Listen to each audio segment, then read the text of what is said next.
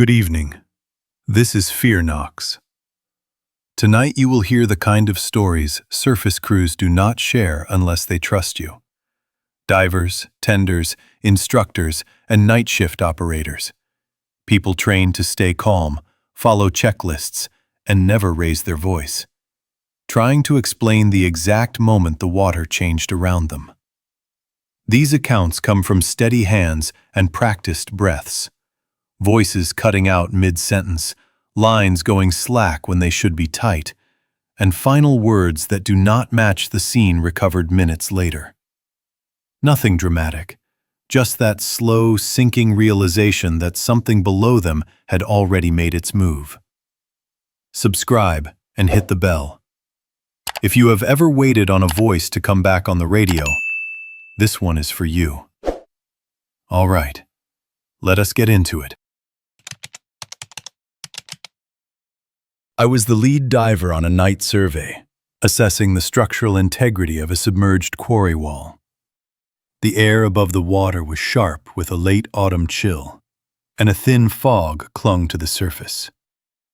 A faint, intermittent static had begun to intrude on the comms channel just as we started the descent.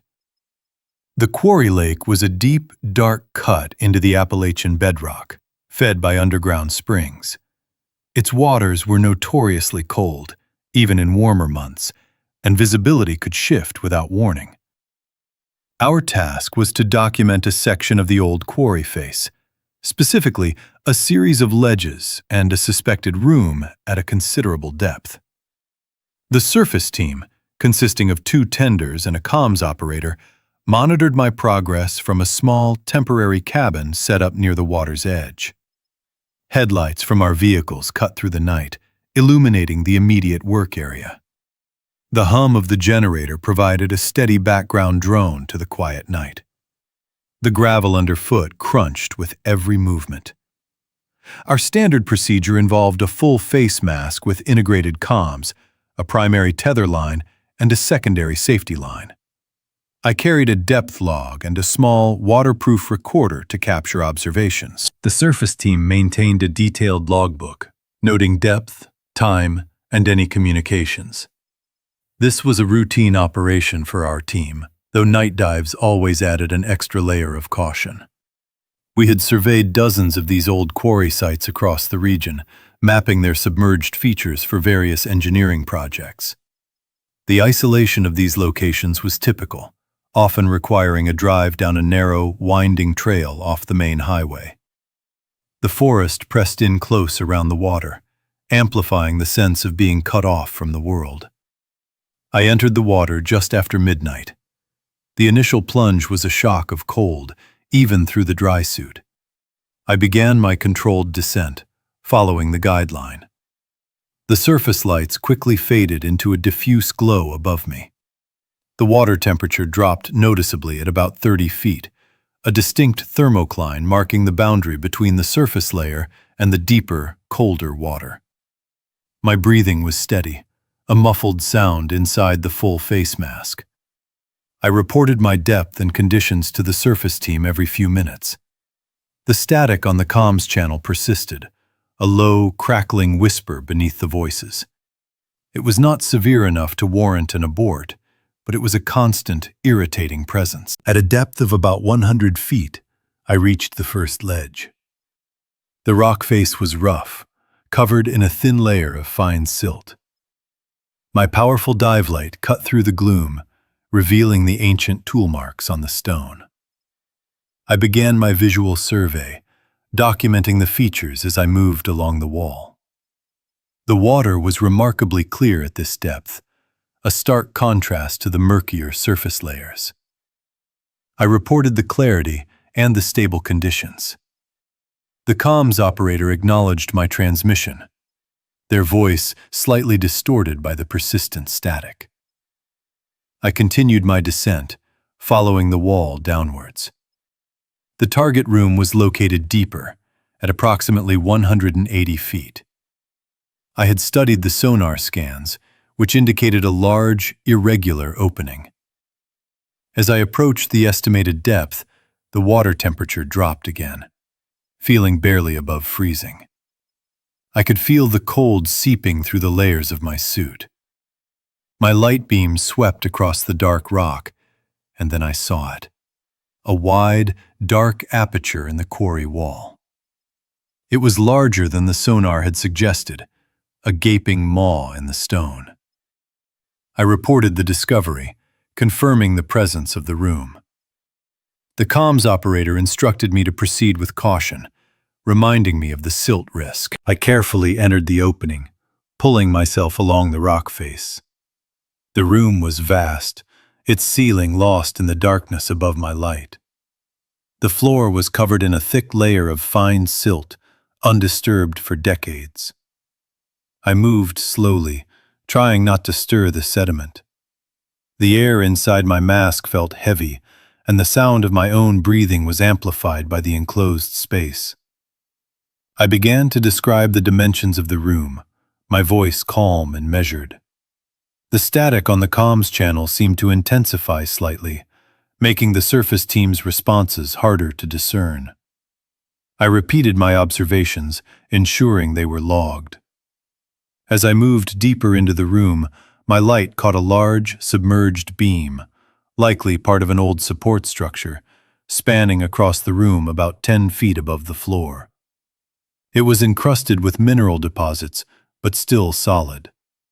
I reported its presence, noting its position relative to the entrance.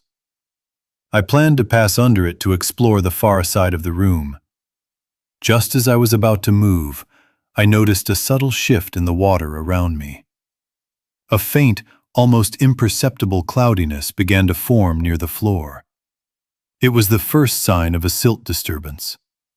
I immediately reported it, stating that the water was beginning to brown. The comms operator acknowledged, instructing me to maintain my position and assess the rate of siltation. I held still, my light fixed on the growing cloud. It was rising faster than I had anticipated, a dark, opaque curtain spreading upwards from the floor. Within seconds, the visibility began to deteriorate rapidly. My powerful light beam struggled to penetrate the thickening cloud. The outlines of the room's features blurred, then vanished. I could no longer see the rock face, the beam above me, or even my own hands. I was enveloped in an absolute, impenetrable blackness. The calm static flared, a harsh, grinding sound that momentarily drowned out the surface team's voice. I tried to speak, but the words caught in my throat. I felt a sudden, sharp tug on my tether line. It was the surface team, signaling me to return. I acknowledged the pull, my hand reaching for the line to begin my ascent. The silt was now so dense that it felt like swimming through thick mud. I could feel the fine particles against my dry suit, a gritty texture. My comms crackled again, and I heard a fragmented question from the surface. I knew I needed to respond, to confirm my status. I took a breath, the muffled sound loud in my ears. I managed to utter a single, clipped word into the microphone. Beam. It was meant to convey that my tether was caught or rubbing against the submerged structure I had just reported. Then, the comms went silent. The static vanished, replaced by an unnerving, absolute quiet. The tether line, which had been taut a moment before, suddenly went slack. On the surface, the comms operator had heard my final transmission. The word beam was recorded, clear despite the preceding static. Then, silence. The tenders immediately began to pull the tether line, expecting resistance, expecting my ascent. Instead, the line came up with an unexpected ease. It felt light, almost empty. They continued to pull, their movements precise and practiced. The line emerged from the water, dripping and dark. It was slack, with no tension from a diver on the other end. As they brought it in further, they saw the abrasion. The tether had been chafed, not severed, but severely worn over a sharp edge. The damage was consistent with it having been pulled across the submerged beam I had reported. The surface team immediately initiated emergency protocols. They attempted to re-establish comms, broadcasting my call sign repeatedly into the silent water. There was no response. The logbook was updated with the exact time of the last transmission and the observation of the slack line. The generator hummed, the headlights cut through the fog, but the scene felt suddenly cold and desolate. The isolation of the quarry intensified. The team leader made the call to local authorities, reporting a diver in distress. The dispatch operator took the details, their voice calm and professional over the radio. Rescue divers were mobilized, arriving at the quarry site a few hours later. The night had grown colder, and a thin layer of frost had begun to form on the equipment. The initial recovery efforts were hampered by the extreme siltation within the ledge room. The water there remained an opaque, impenetrable brown. Specialized sonar equipment was deployed, attempting to locate any anomaly within the room. The scans showed the general outline of the space, but no distinct target that could be identified as a diver. The recovery team faced immense challenges. The cold, the depth, and the zero visibility made every movement a risk. The surface team provided all available evidence: the dive profile printout, the logbook entries, and the audio recording of my final word. Photographs were taken of the damaged tether line, documenting the abrasion marks. The investigation was thorough, procedural. The recovery efforts continued for several days, extending into a week. Each day brought the same result: nothing. The silt in the room eventually settled, but the area remained eerily empty. The local authorities filed a comprehensive report, detailing every step of the incident and the subsequent search. The file was eventually closed, citing an unrecoverable loss. The official report concluded that the rapid silt-out, combined with the tether snagging on the submerged beam, led to an incapacitating event. The exact nature of that event remained unknown. The cold, the depth, the sudden loss of visibility. These were all contributing factors. The incident was a stark reminder of the inherent risks in deep quarry diving.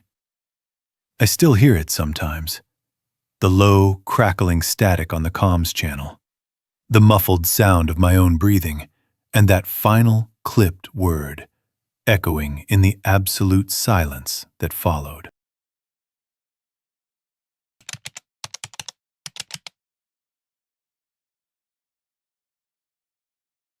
I was the dive instructor, overseeing a night checkout for a student. It was a late autumn night, cold and clear, at the old quarry lake. The student's first radio check came back with a faint, unusual hum beneath his voice. The quarry lake was a deep, dark basin carved into the Appalachian foothills.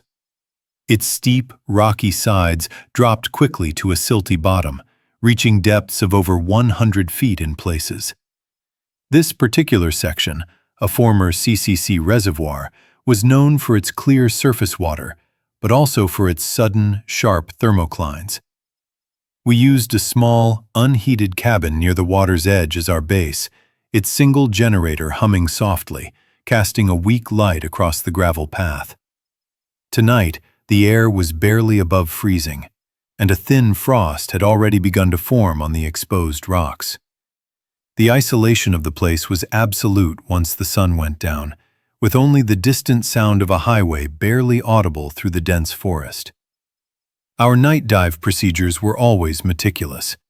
We double-checked every piece of equipment, from the primary console gauge to the full face mask.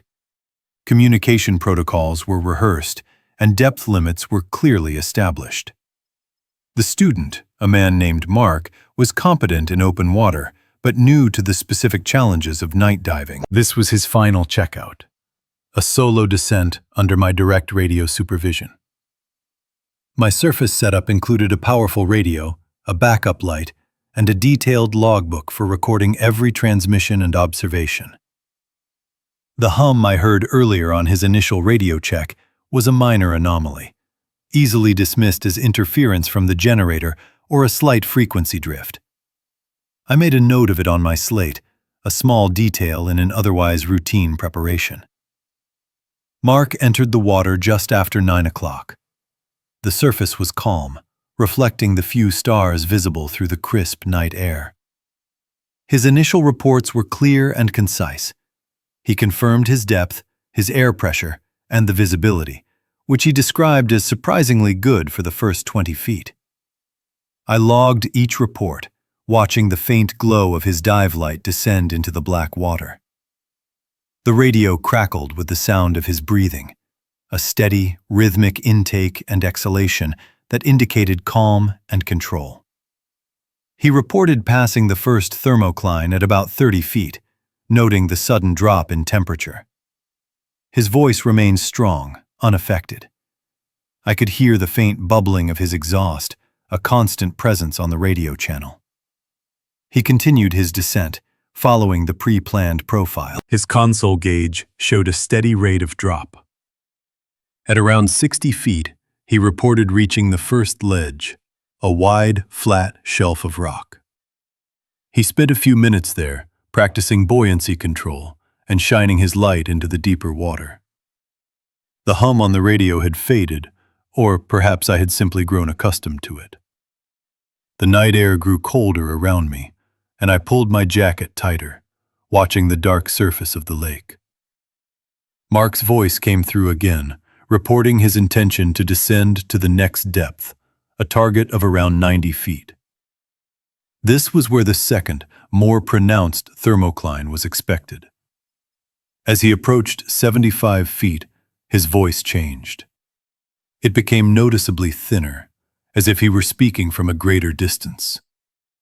He reported a sudden, intense cold. His words were slightly slurred, and there was a new, distinct crackle of static underlying his transmission. I asked him to repeat his depth and temperature. He responded, his voice now sounding strained, describing his arms as feeling heavy, almost numb. He mentioned a strange pressure, not on his ears, but across his chest. The bubbling sound of his regulator, which had been so clear, now seemed muffled, distant. I checked my own gauges, confirming the radio was set correctly, the antenna clear. The static grew louder, a persistent hiss that threatened to overwhelm his words. He reported his depth as 80 feet, and the temperature is barely above freezing. He repeated that his arms felt heavy, like lead. I instructed him to begin a slow ascent, to come back up to the warmer water. There was a pause, a long moment filled only with the hiss and a faint, distorted gurgle. Then, his voice returned, a mere whisper now, almost lost in the noise. He said he was trying to move, but it was difficult. The words were fragmented, broken by bursts of static. I could no longer discern the rhythm of his breathing. The console gauge on my surface unit, however, showed his depth holding steady at around 85 feet. It did not indicate an ascent. I called his name, my voice firm, trying to cut through the interference. There was no clear response, only a rising tide of static, punctuated by what sounded like a faint, struggling gasp. The bubbling sound was gone entirely. The depth profile remained stubbornly fixed at 85 feet. I continued to call, my hand hovering over the emergency alarm button. The silence that followed was profound, broken only by the relentless hiss of the radio. The small dive light, which had been a steady beacon, flickered once, then vanished completely into the blackness below. The cold air felt sharper, and a sudden dense fog began to roll in from the forest, obscuring the lake surface. My immediate response was to initiate emergency protocols. I pressed the alarm, a piercing siren that echoed across the quarry. I grabbed the spare full face mask and my own console gauge, preparing for an immediate entry. I continued to call Mark's name on the radio, switching frequencies, trying every channel. There was only the dead static. I knew the risks of entering alone, but the situation demanded it. I pulled on my dry suit, my hands moving automatically despite the rising dread. The generator hummed, a constant, indifferent sound in the growing silence. I contacted local authorities on the satellite phone, the call connecting slowly through the remote Appalachian terrain. I explained the situation, the sudden loss of communication, the students' last reports. The dispatch operator sounded calm, but I could hear the underlying urgency in her voice. It would take time for a team to reach us. The gravel road leading to the quarry was long and winding, barely more than a trail in places. I provided the exact coordinates, though I knew they were already on file. The fog was thickening now, reducing visibility to just a few feet. While waiting, I reviewed my slate notes, comparing them to the recorded comms. The temperature profile data confirmed a severe thermocline at around 80 feet, a drop of nearly 20 degrees Fahrenheit in a matter of a few feet. This was consistent with Mark's reports of extreme cold. The recording of his last transmission was chilling. The thin, distant voice, the heavy arms, the struggle, and then the overwhelming static. There was no indication of a rapid ascent or descent on my surface gauge. It simply held steady, then flatlined.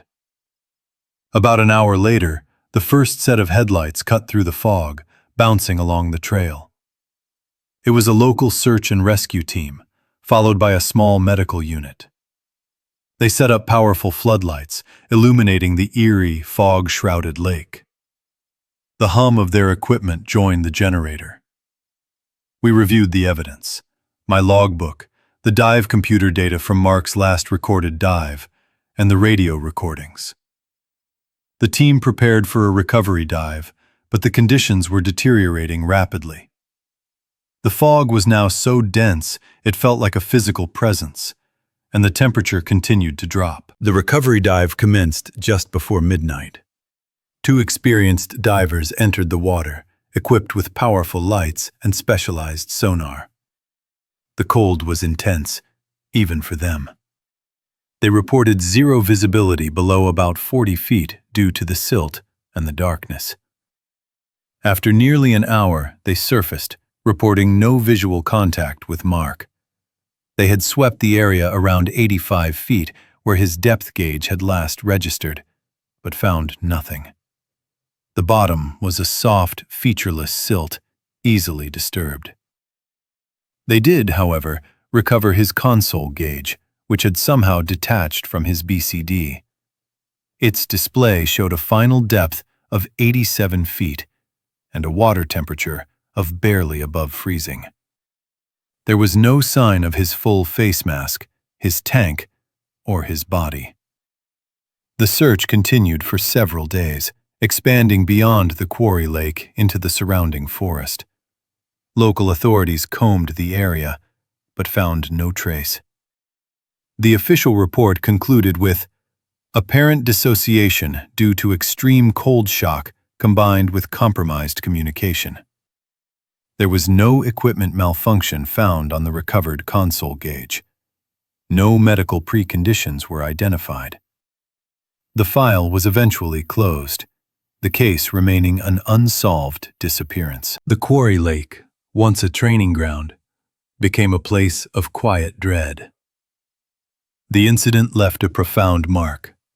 I still review the logbook sometimes, looking at the precise entries, the recorded depths and temperatures. I still hear the static, the faint, struggling whisper, and the sudden, absolute silence. The cold of that night, the isolation of the forest, it all remains.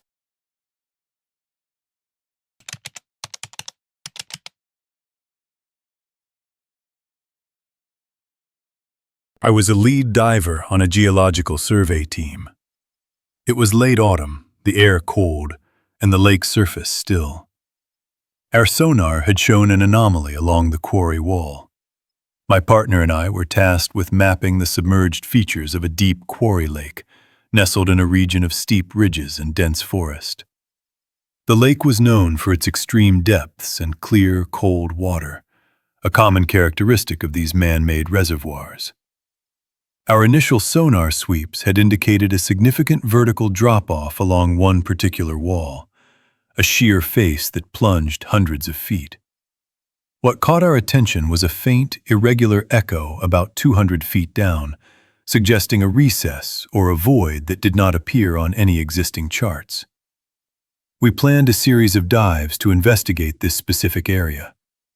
The first dive was a daytime recon, a standard procedure to assess visibility and general conditions before a more detailed night survey.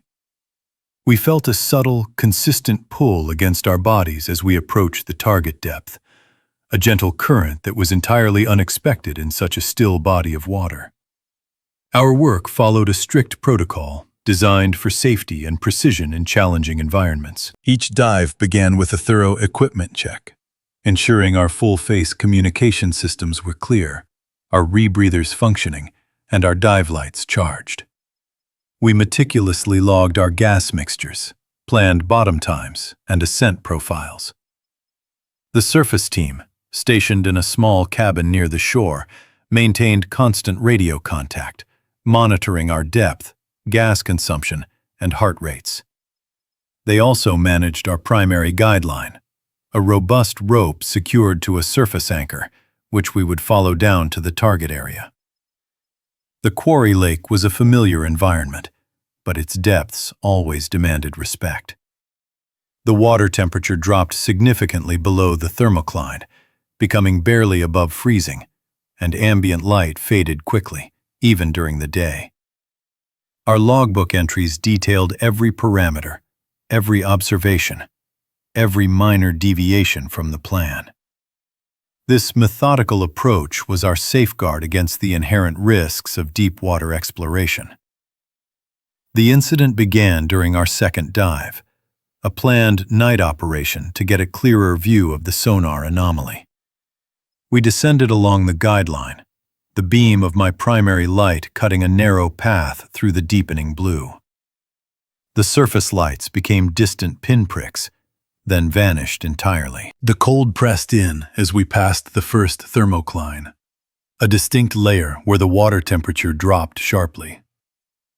Our comms were clear at first, the steady hum of the surface pump a faint background noise. As we approached the 200-foot mark, the subtle current we had felt earlier became more pronounced. It was a steady, persistent tug, pulling us gently but firmly along the vertical rock face. My partner, Mark, signaled a question on his slate, asking if I felt it. I confirmed with a nod and a hand signal, indicating the direction of the flow. We continued our descent, maintaining our position relative to the wall. The current seemed to originate from a point along the rock, but there was no visible opening, no crack or fissure large enough to account for the flow. The rock face was smooth, almost polished in places, a dark, featureless expanse under our lights. I checked my depth gauge and temperature sensor. Both readings were stable, consistent with our dive plan. The current, however, was not. It felt like a slow, deliberate pull, not a turbulent surge. We decided to follow the current's path, moving cautiously along the wall, our lights sweeping the dark stone. The comms began to crackle with static, a low, intermittent hiss that made Mark's voice sound distant and muffled. I adjusted my comms unit, but the static persisted, a new and unwelcome element in the deep silence. Suddenly, without warning, a cloud of fine silt erupted from the wall directly ahead of us. It wasn't a small puff.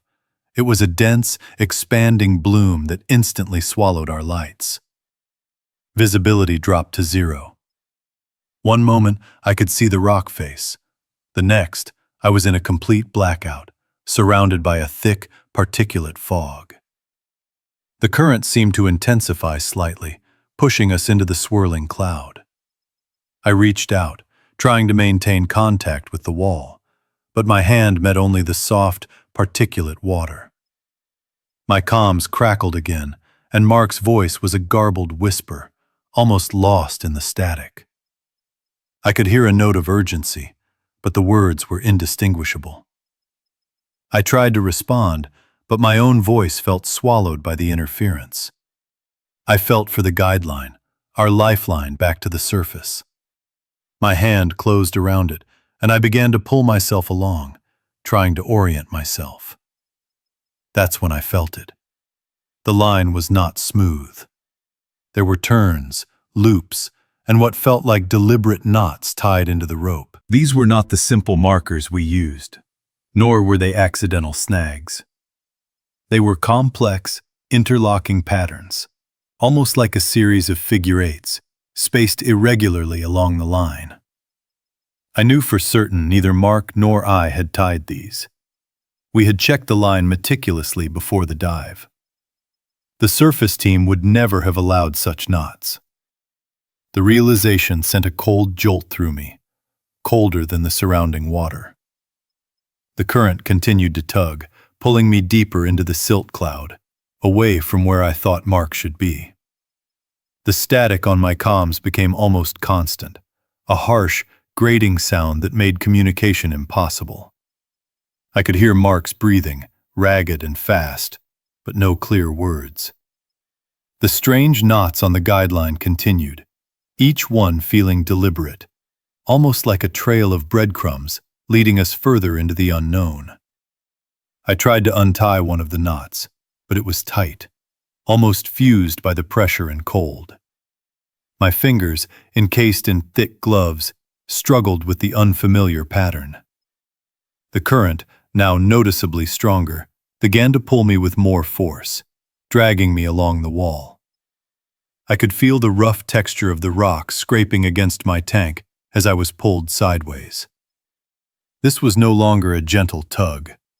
It was a persistent, directional force. I signaled Mark to abort the dive, hoping he could see my light through the silt, or at least feel the vibration of my hand signals on the line.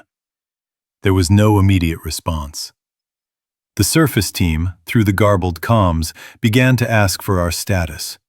Their voices were strained, barely audible through the static and the hum of the distant pump. They reported unusual depth readings from our transponders, indicating we were moving erratically, not following our planned ascent profile. The disorientation in the silt was profound. I couldn't tell up from down without relying entirely on my instruments.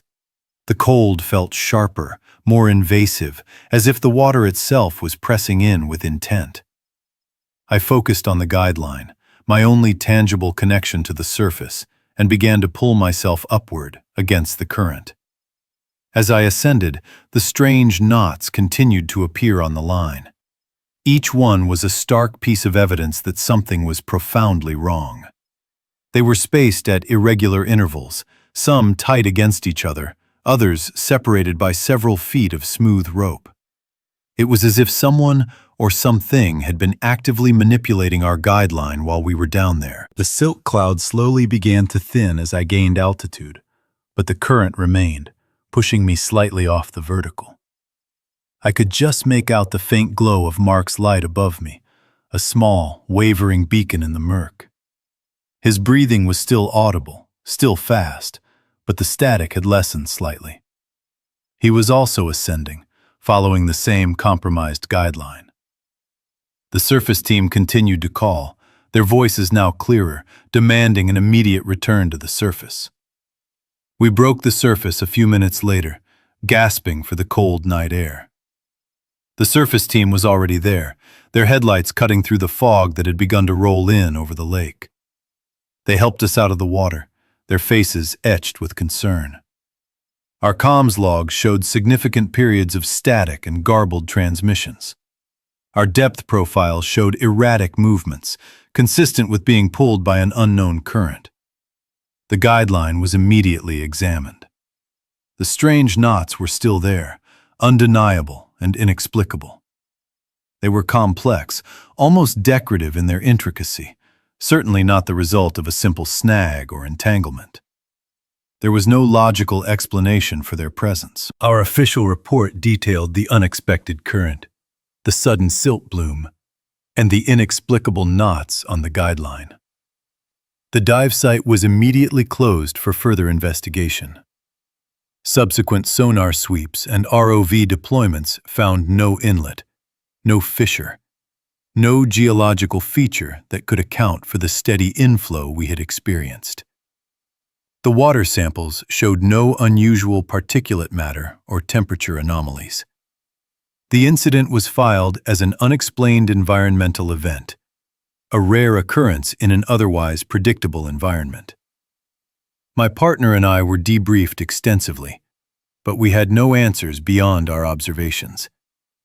I still think about that current sometimes, the steady, deliberate pull along the dark wall.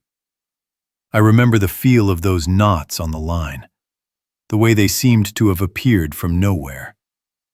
The silence of the deep water, broken only by the static and the distant hum of the pump, still echoes in my mind.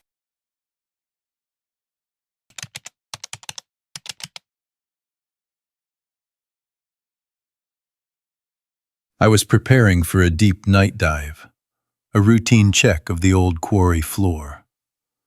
The air was sharp with late autumn cold, a thin frost already forming on the dock planks. A faint static hummed on the radio, a sound I rarely heard in this particular Appalachian cove. My role involved mapping the submerged structures of the abandoned quarry. This included the old rail lines that once transported stone from the pit. The work was precise, requiring careful navigation in near-total darkness, relying on a tether and a surface team. We had a new section of track to survey, a bottom run that descended into a deeper, colder thermocline. The water temperature was barely above freezing at depth. I had completed hundreds of these dives over the years, each one logged meticulously. The surface team, Mark and Sarah, were experienced and reliable. We had a clear protocol for every contingency. The radio static was minor, but it was a deviation from the expected silence. It was a subtle, almost imperceptible whisper in the background. I made a mental note of it, but did not voice it. Our standard procedure for a night dive involved a comprehensive equipment check, a detailed dive plan briefing, and a final radio check. I would descend along a weighted line, tethered to the surface, maintaining constant communication. My depth gauge and bottom timer were primary instruments. Mark monitored my air consumption and depth readings from the surface console. Sarah managed the tether, ensuring it remained free of snags.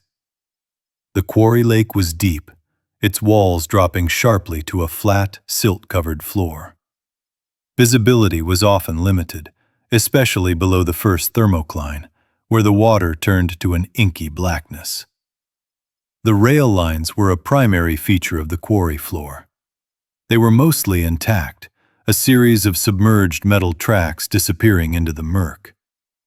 We had a rough map, but the goal was to create a precise digital model.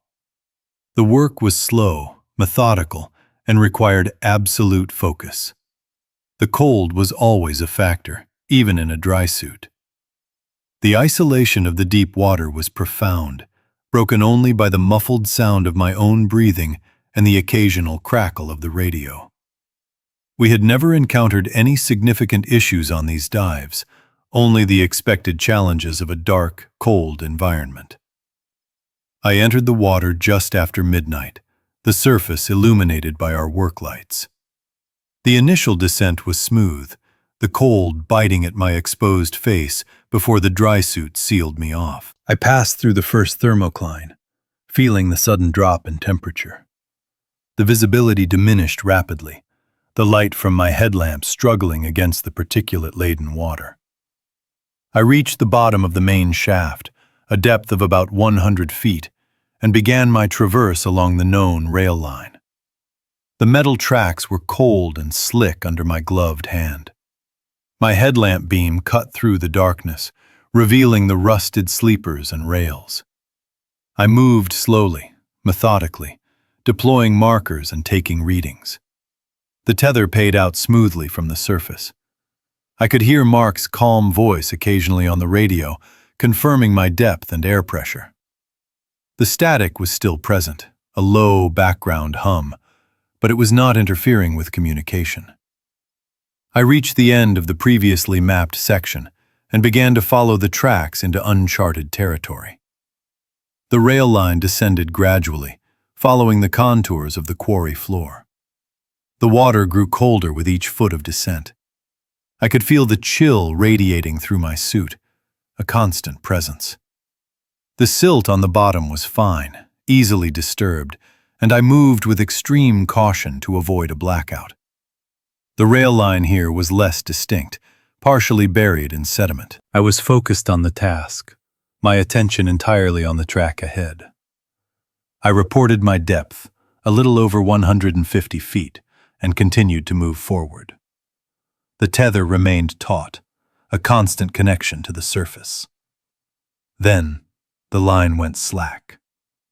It was not a sudden jerk, but a gradual easing of tension. I paused, my hand still on the rail. This was unusual. The tether should have maintained a steady pull. I waited, listening for Mark's voice, but heard only the low hum of static and the sound of my own breathing. I tried to pull the line, but it felt loose, as if there was too much slack. I reported the issue to the surface. There was a brief pause, then Mark's voice, slightly distorted by the static, confirmed they were checking the reel. A few moments later, the line became taut again, but it felt different. There was a subtle vibration, a faint tremor running through the rope. I continued my survey, moving along the rail line for another few minutes. My depth gauge read a little over 170 feet. I reported this to the surface. Mark acknowledged, but his voice sounded strained. The static on the radio seemed to intensify slightly, a crackle now accompanying the hum. I felt a slight tug on the tether, a gentle pull that seemed to come from below me, not from the surface. I stopped again, shining my light around. The rail line continued into the darkness. I could see nothing out of the ordinary. I checked my depth gauge once more. It still read a little over 170 feet. I reported the strange tug. Mark's response was delayed. Then he said they were experiencing some resistance on the reel. He asked me to confirm my depth again. I did. He then asked me to hold position. The tether felt oddly heavy now, a dead weight pulling downwards. I could feel a faint metallic clank, a sound that seemed to resonate through the water, coming from somewhere below the rail line. It was a single, sharp sound, then silence. I remained motionless, my light sweeping the immediate area. The metallic clank had been distinct, not a natural sound of the quarry. The tether was now completely slack again, draped across the rail line. I tried to pull it, but it felt jammed, unmoving. I reported the situation. Mark's voice came back, urgent now, telling me they could not retrieve the line. He said it was completely stuck. The static on the radio was louder, making his words difficult to discern. I could hear Sarah's voice in the background, a low murmur of concern. I tried to follow the tether with my light, but it disappeared into the silt and darkness below the rail line. It was clearly caught on something. My primary concern was the integrity of the line. I knew the railbed was uneven in places, with discarded equipment and rockfalls. I attempted to free the line by pulling it from different angles, but it remained stubbornly fixed. The cold was becoming more pronounced, seeping into my bones despite the dry suit. The isolation of the deep water felt absolute. Mark instructed me to cut the tether if I could not free it. This was a last resort, a break in our primary safety protocol. I reached for my cutting tool, but hesitated. The thought of being untethered in that depth, in that darkness, was unsettling. I decided to try one more time to locate the snag. I carefully moved off the rail line, descending slightly into the silt, following the taut tether downwards. The visibility was almost zero now, my light beam swallowed by the stirred sediment.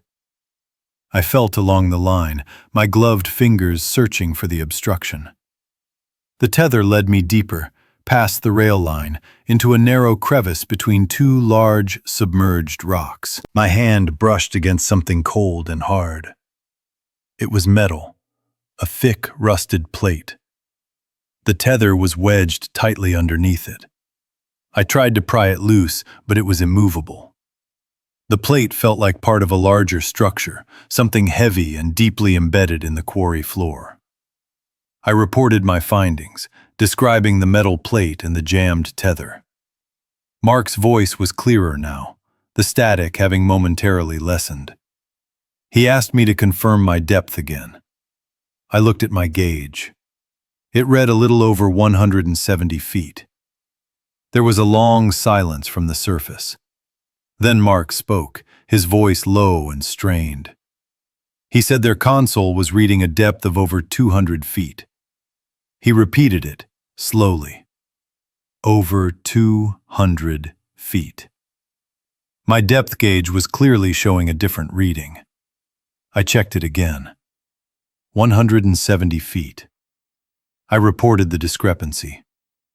The radio went silent for a moment. Then Sarah's voice came on, her tone tight with concern. She asked me to ascend slowly, cutting the tether if necessary.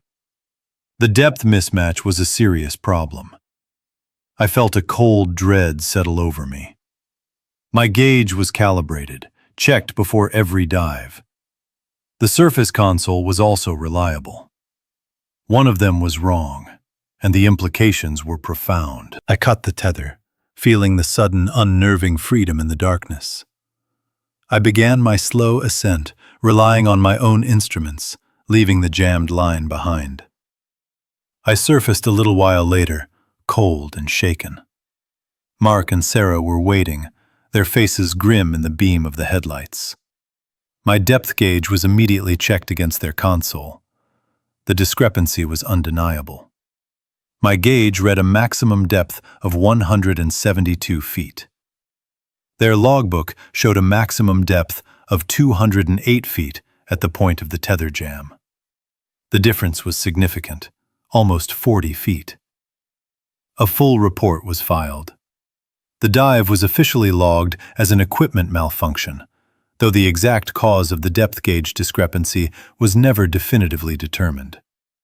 The tether was eventually recovered a few days later by a remotely operated vehicle. The retrieval report confirmed it was indeed jammed under a large rusted metal plate, part of an old ore cart frame. The location of the snag, according to the ROV's instruments, was consistently recorded at a depth of 209 feet. The evidence was clear, but the initial readings remained a mystery. The incident was closed, the file marked.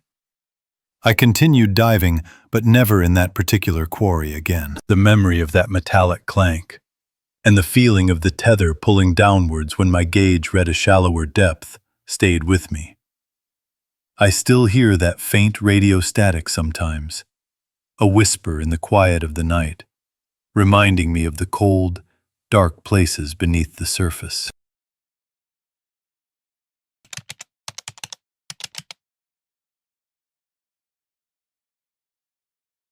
I was a municipal contract diver, tasked with routine inspections and maintenance. My work often took me to the older reservoirs, deep under the Appalachian ridges.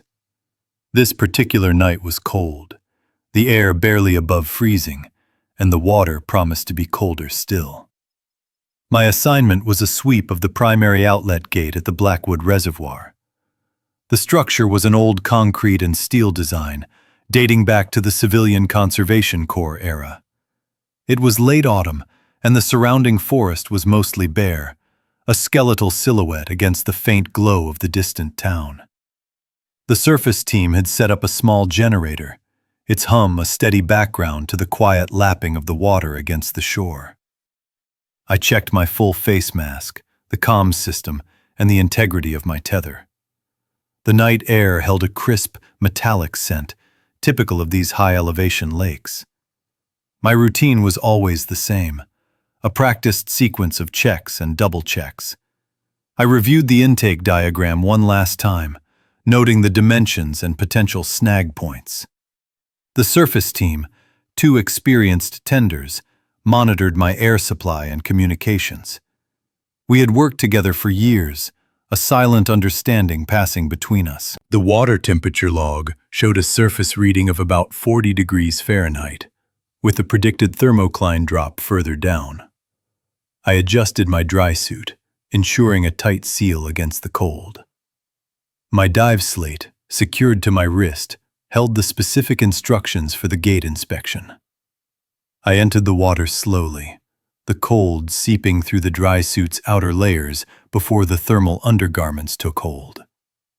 The initial shock was always present, a sharp intake of breath. The surface lights cast a limited glow, quickly absorbed by the dark water. I gave the "OK" signal to the tenders, then began my descent.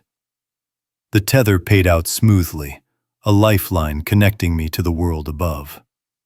The mask hiss was a constant, reassuring sound, the rhythm of my own breathing.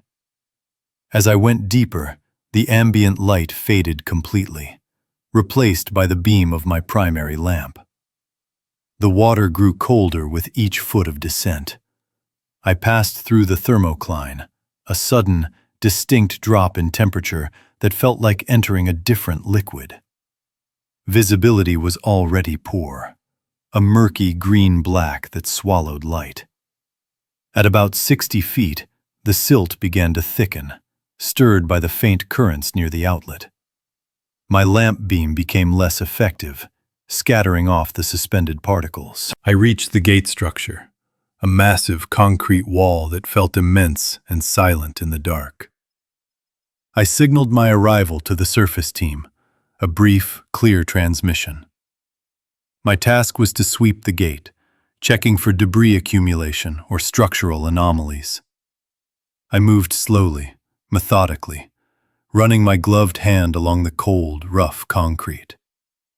The water here was still, almost unnaturally so, despite the immense pressure.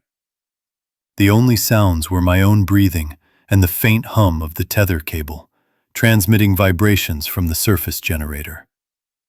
I worked my way across the gate, marking my progress on the slate. The silt was a constant challenge, clouding my vision whenever I disturbed it. I relied heavily on touch, feeling for any irregularities. Then, I felt it. A low vibration, a deep, resonant hum that seemed to come from within the concrete itself. It wasn't the cable hum, which was higher pitched and more consistent. This was lower, a guttural thrumming that resonated through my bones. I paused, pressing my helmet against the gate, trying to pinpoint the source. The sound was subtle at first, almost imperceptible, like a distant engine running far below the earth. It was a murmur, a deep, featureless rumble that seemed to fill the water around me. I reported it to the surface team. "I'm picking up a low-frequency vibration," I said, my voice calm, modulated by the comms. "It feels like it's coming from the gate structure itself, or perhaps deeper." There was a brief pause from the surface, then a query about the nature of the sound. I tried to describe it more precisely. "It's a steady rumble, not mechanical, not like a pump, more like a deep, sustained note. It's under the water, not on the surface." I moved my hand along the concrete again, feeling the subtle tremor. The sound intensified slightly, a barely perceptible increase in its low thrum. It wasn't loud, but it felt pervasive, a pressure in my ears. I continued my sweep, trying to dismiss it as some resonance from the reservoir's internal workings, perhaps a distant water flow through an unseen pipe. But the gate was closed, sealed. There should have been no significant flow here. The water remained still, the silt undisturbed except by my movements. The cold seemed to deepen, a sharp, penetrating chill that went beyond the dry suit's protection. I reached the far side of the gate, completing the initial sweep. The rumble was still present, a constant, unsettling companion. "Sweep complete on the primary face," I transmitted. "The rumble is still here. It's very low, almost an infrasound. It feels like it's coming from beneath the gate, deep in the bedrock." I paused, listening. The sound seemed to pulse, a slow, deliberate beat. It's a very strange sensation. The water is completely still, but this sound is it's like a deep, quiet murmur, almost like My transmission cut off. Not abruptly, but it faded, replaced by a steady, featureless static. The mask hiss was still there, my breathing still regular, but the comms channel was dead. I tried to transmit again, pressing the button on my helmet. Nothing. Just the white noise, a constant, soft roar in my ears. The rumble from the gate was still present, perhaps even clearer now without the surface team's voices. It felt closer, more immediate. The isolation was absolute. On the surface, the tenders immediately recognized the comms failure. They had heard my last words, the trailing off of my sentence. The radio filled with static, a sound they knew too well. They began the emergency retrieval protocol, reeling in the tether slowly, carefully. They tried to hail me repeatedly, their voices crackling through the static, but I heard nothing. The generator hummed, the headlights cut through the night fog, illuminating the small work area. One tender checked the comms unit, tapping the console, but the static persisted. The retrieval was slow, deliberate. The tether was my only connection, my only way back. I felt the gentle tug, indicating they were pulling me up. The rumble from the gate remained, a constant, low thrumming against my helmet.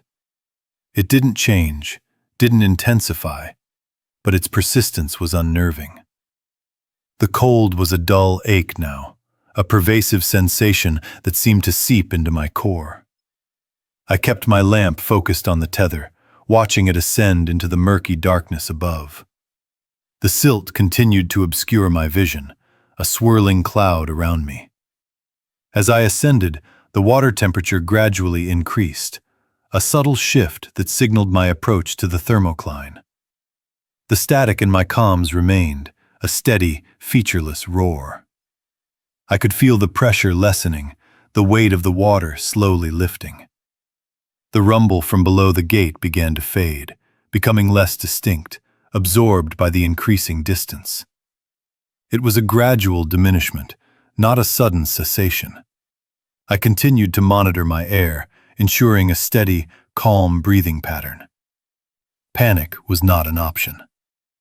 Finally, I broke the surface. The night air felt sharp against my face, a stark contrast to the cold water. The tenders were there immediately, pulling me onto the small platform. They helped me remove my helmet, their faces etched with concern. The first thing I heard was the frantic chatter of the radio, still spitting static. I could hear their voices, but they were distorted, barely intelligible. My ears rang with the silence that followed the removal of the helmet, a temporary deafness after the constant mask hiss and static. I reported everything immediately, my voice steady despite the lingering chill. The low rumble, the comms failure, the feeling of isolation. The tenders confirmed they had lost my signal after my last partial transmission. They had recorded the entire incident, the audio log capturing the static that replaced my voice. We reviewed the dive report, noting the depth and duration of the comms blackout.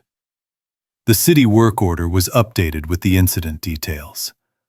There was no explanation for the comms failure, no obvious equipment malfunction.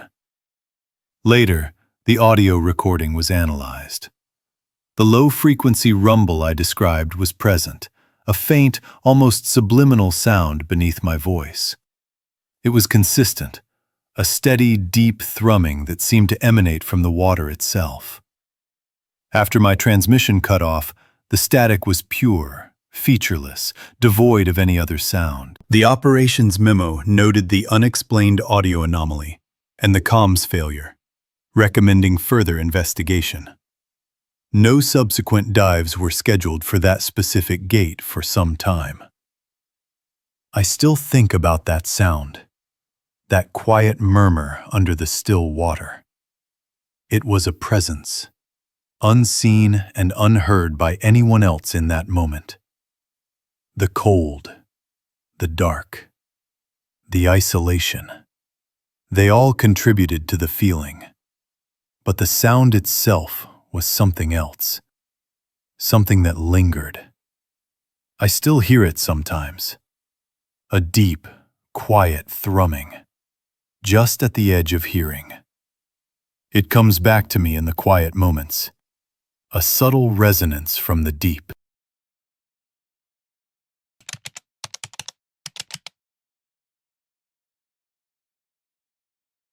I was the lead diver that night, preparing for a routine survey of the old quarry lake. The air was sharp with the late autumn chill, barely above freezing, and a thin fog clung to the water's surface. Our radio checks, usually crisp and clear, carried a faint, persistent hum from the moment we powered them on. My partner, Mark, adjusted his mask, his breath pluming white in the beam of my headlamp. We were tasked with mapping a specific section of the reservoir, a narrow forest cove known for its steep drop-offs and deep silt beds. The surface team, just 2 people, stood by our entry point, their own headlamps cutting through the mist. The hum on the comms was not severe, but it was unusual for this equipment. It was a low, steady sound, a kind of background static that seemed to whisper just beneath the voices. We noted it in the logbook before our final gear check.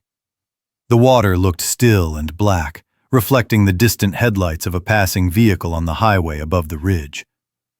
This familiar environment felt different that night, colder than the temperature alone suggested.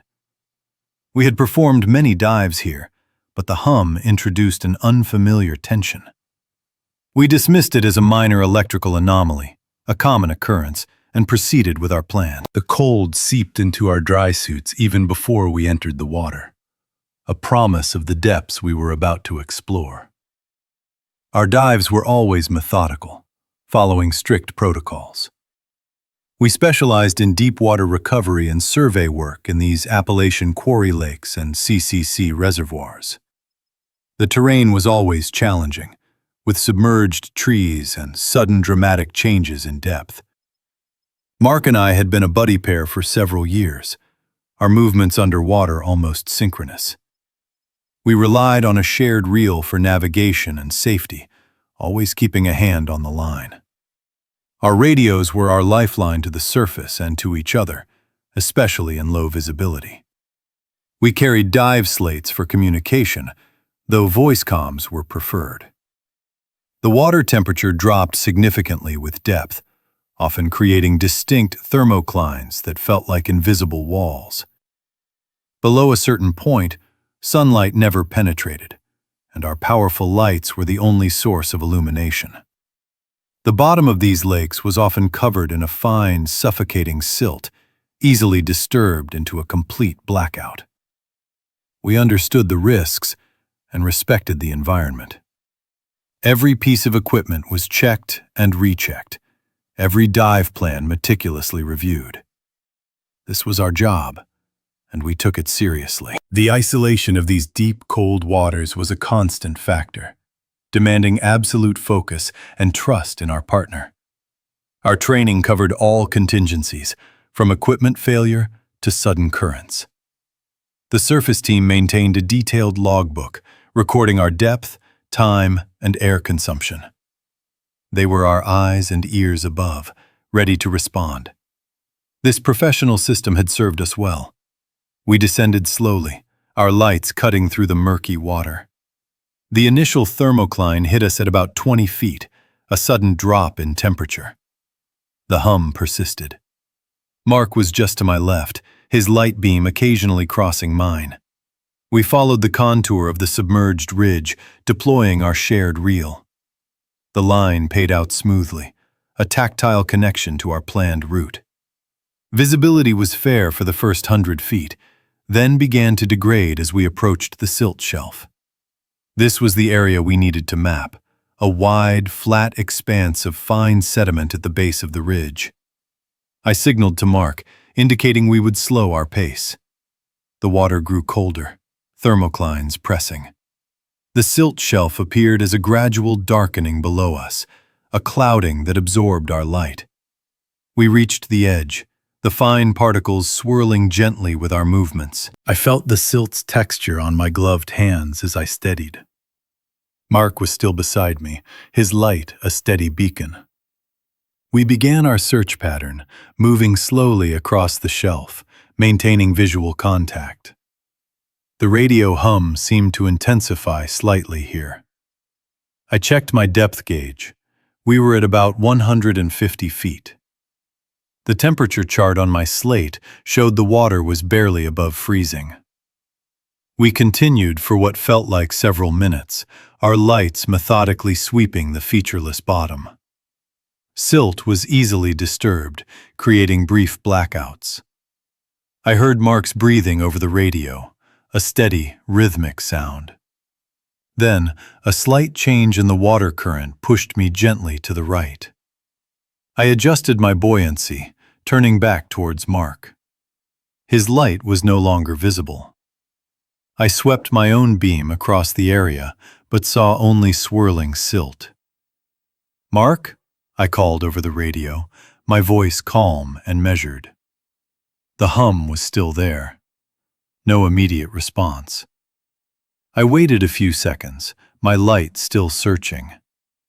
The shared reel line felt taut, but I could not see its end where it should have connected to Mark. I pulled gently on the line, expecting a tug. Nothing. The line felt strangely slack, as if simply trailing. "Mark, do you copy?" I repeated, a slight edge now in my voice. Still only the hum. My breathing sounded loud. The cold penetrated deeper. I began to circle slowly, expanding my search pattern, keeping one hand on the reel line. The silt was thickening, stirred by my movements. I was careful not to cause a complete blackout. My light beam was swallowed by particulate matter. I felt a growing sense of unease. This was not a normal loss of contact. I checked my air gauge, then my depth. Still at 150 feet. I tried to recall the exact moment I lost sight of him. It had been quick, a momentary shift in current, then he was gone. I activated my emergency beacon, a standard procedure. The signal would reach the surface team. I continued to search, my light sweeping in wide arcs through the gloom. The hum became the only sound. Mark's breathing was gone, replaced by the drone and my regulator. I pulled on the reel line again, harder this time. It still felt slack. I began to reel it in, slowly, carefully. The line came in without resistance. It felt too light. After a few feet, I felt a sudden, sharp tug. I stopped, holding the line. "Mark?" I whispered into the radio. The hum seemed to pulse. I pulled again, and the line came in freely once more. Then, a few more feet, another tug. It was intermittent, not the continuous resistance of a diver. It felt like the line was snagged, then coming free. I continued to reel, my heart rate picking up. The cold was a physical presence, a pressure on my chest. The line finally came to an end. It was severed, a clean break. The end was simply gone. I stared at the clean cut, illuminated by my light. This was impossible. Our lines were strong, designed for tension. A clean break suggested immense force or deliberation.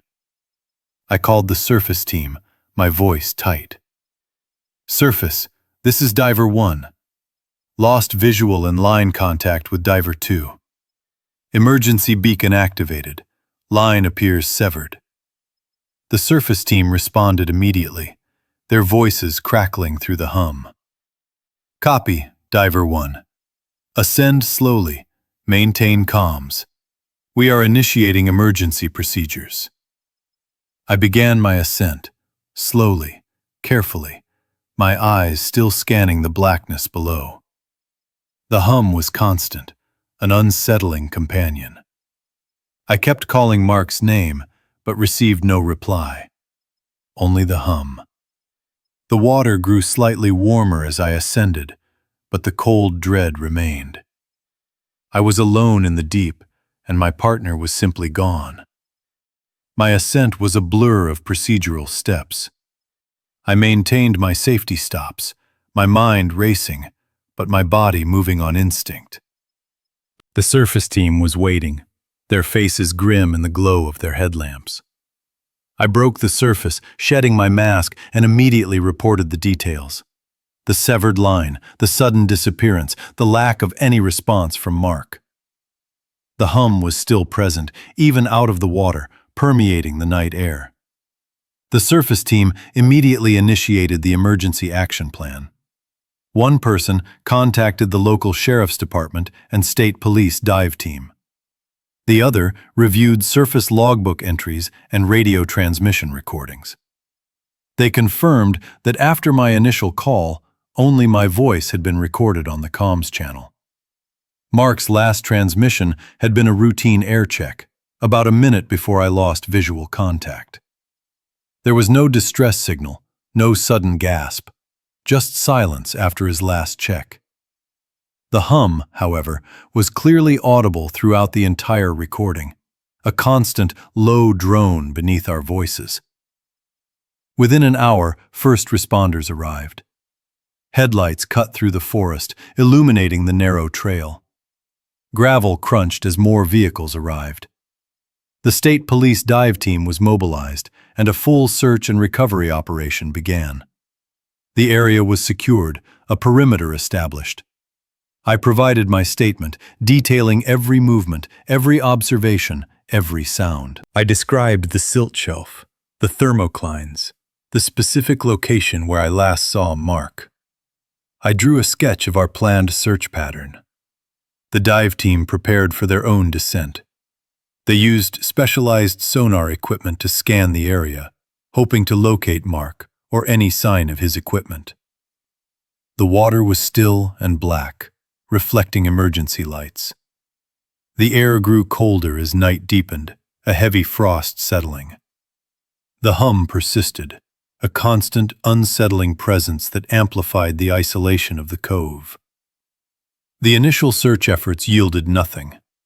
The sonar showed the contours of the silt shelf, but no large anomalies.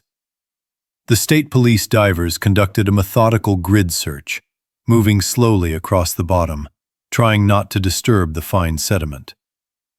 They recovered pieces of our shared reel line, confirming the clean break I had observed.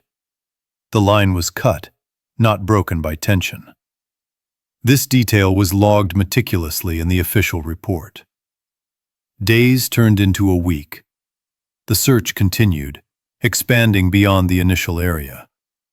Cadaver dogs were brought in to search the shoreline and the surrounding forest, but found no trace. The lake was systematically surveyed, every inch of the bottom mapped. My dive's temperature chart was analyzed. Dive slates were reviewed. Every piece of evidence was collected and filed. The hum was eventually attributed to a faulty ground loop, though it had never manifested. This explanation felt insufficient, a technicality that did not account for the unsettling feeling. The official report concluded with disappearance at sea, a standard designation for cases where no body or definitive cause is found. There was no evidence of foul play, no equipment malfunction other than the severed line. The clean cut remained an unexplained anomaly. The file was eventually closed, but the questions remained open for me. The cold, the dark, the silence after Mark's last transmission, These were etched into my memory. The official investigation concluded without a definitive answer. The state police report listed the cause as undetermined, citing the extreme conditions and the unique challenges of the deep quarry environment. My statement, along with the surface team's logbook entries and radio recordings, formed the core of the evidence. The severed reel line was noted as an unexplained factor. There was no body, no equipment, nothing to indicate what had happened to Mark. The lake held its secrets. I was cleared of any wrongdoing, the incident deemed an unavoidable tragedy. The experience left a permanent mark. I continued to dive, but the deep, cold water never felt the same. The isolation became more profound, the darkness more absolute. The hum on the radio, even when absent, seemed to linger in my memory. Sometimes, late at night, when the house is quiet, I still hear it. Not the actual hum, but the memory of it. A low, persistent static beneath the silence. I remember the cold, the absolute blackness of the silt shelf, and the moment Mark's light vanished. I remember the slack line and the clean cut. The forest around these lakes holds many secrets, and some of them remain submerged, undisturbed.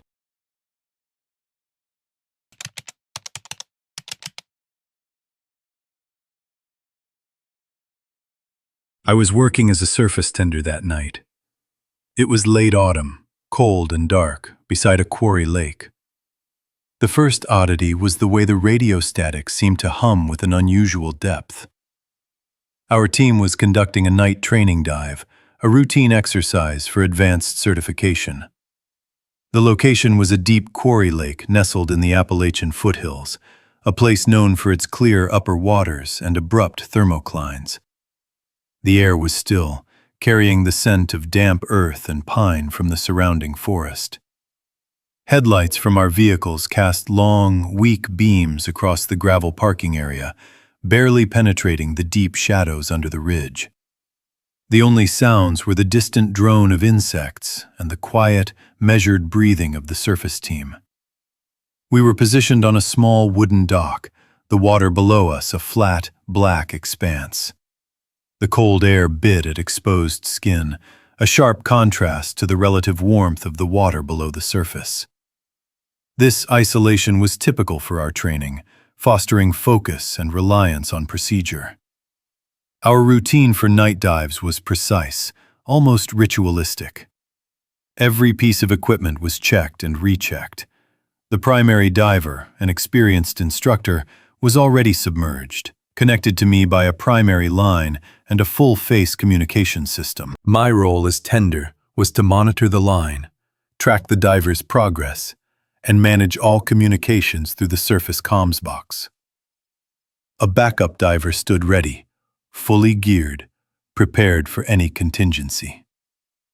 The instructor, a man named Miller, was methodical and calm, his voice usually a steady presence on the primary channel.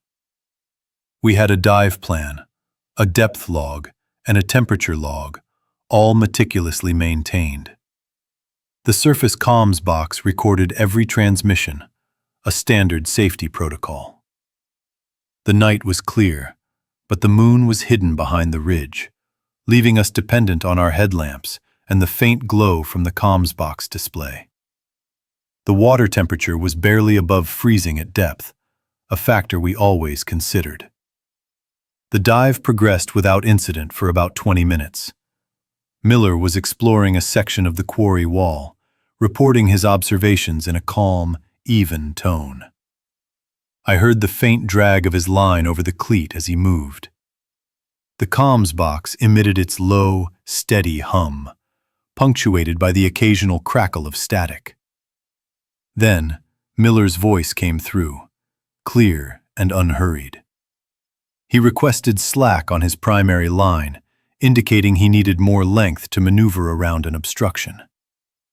I acknowledged his request immediately, my own voice calm and professional. I transmitted the instruction to provide slack, my hand already moving to release a measured amount of line. The moment my transmission ended, my own voice returned on the primary channel. It was my exact words, my precise intonation, echoing back. There was no delay, no distortion, just a perfect, chilling playback. I froze, my hands still on the line. The sound was not a feedback loop, nor was it a recording played back from the comms box. It was as if my own transmission had bounced off something in the water and returned instantly, perfectly replicated. The air around us felt sharper, colder. The quiet hum of the comms box seemed to intensify. I looked at the backup diver, whose eyes were wide, reflecting the faint light from the comms display. He had heard it too. The instructor, Miller, remained silent on the channel. He had not acknowledged the echo. I waited, my breath held, for some explanation, some crackle of static or a voice from Miller. Nothing came. Only the low hum of the equipment and the distant sounds of the forest. The echo had been so clear, so immediate, that it defied any logical explanation. It was not a typical radio anomaly. I had worked with these systems for years. I had never encountered anything like it. The backup diver shifted his weight, a quiet sound on the wooden dock. The cold seemed to seep deeper into my bones. I looked at the comms box, its display showing no incoming signal, only the steady green light indicating an open channel. The incident was brief, lasting only a few seconds, but the silence that followed stretched, heavy and profound. I found myself listening intently, not for Miller's voice, but for another echo, another impossible return. The quiet dread began to settle in. The instructor, Miller, eventually broke the silence. His voice was calm, asking if I had provided the requested slack. He sounded completely unaware of the echo. I confirmed that I had, my own voice feeling strangely hollow as I spoke. I did not mention the echo to him while he was submerged. It was critical to maintain his focus and avoid introducing any unnecessary stress during the dive. Once Miller surfaced, about 10 minutes later, the first thing I did was ask him if he had heard anything unusual on the comms. He reported a clear channel throughout, no anomalies, no strange sounds. He had heard my instruction to provide slack and nothing more. This detail deepened the unsettling nature of the event. Our lead instructor, a man named Davies, was on the surface. He was a veteran of many deep-water operations. I explained what had happened, describing the perfect, immediate echo of my own voice. The backup diver corroborated my account. Davies listened intently, his expression unreadable. He then initiated a full equipment check. We meticulously inspected the surface comms box, the primary line, the diver's full face mask, and the comms unit integrated within it. Every connection was verified, every battery level checked. We ran diagnostic tests on the comms box. Everything tested within normal operating parameters. There was no fault found, no loose wire, no malfunctioning component that could explain the phenomenon. The comms tape, which recorded all transmissions, was immediately pulled for review.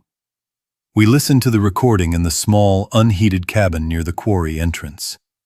The sound of my voice requesting slack was clear. Then, immediately following, was the distinct, undeniable playback of my own words. It was exactly as I remembered it. The recording confirmed the incident, but offered no explanation. Davies listened to it several times, his brow furrowed. He checked the recording for any signs of tampering or corruption. There were none. The sound was simply there, a perfect, impossible echo. The cold in the cabin felt more pronounced, a physical manifestation of the growing unease. The hum of the old fluorescent light above us seemed to vibrate with the same unsettling frequency as the radio static had earlier. The incident was documented in a formal report. Every detail was logged: the time, the depth of the diver, the equipment used, the environmental conditions. The comms tape was filed as evidence. The official conclusion was unexplained audio anomaly. There was no technical fault, no human error identified. The dive team was debriefed. The general consensus was a quiet bewilderment. No one had a plausible explanation. The quarry lake, usually a place of calm and routine, now felt different. The surrounding forest seemed to press in closer, its silence no longer comforting. The incident became a quiet whisper among the dive community, a story passed around with a sense of unease. The experience left a lasting impression. I continued my work as a tender, but my perception of the quiet hum of the radio, the static, and the deep, cold water had changed. I found myself listening more intently, always half expecting to hear something impossible again. The memory of my own voice, returned to me from the depths of that dark lake, still resonates. I still hear it sometimes, in the quiet moments. A perfect, chilling echo.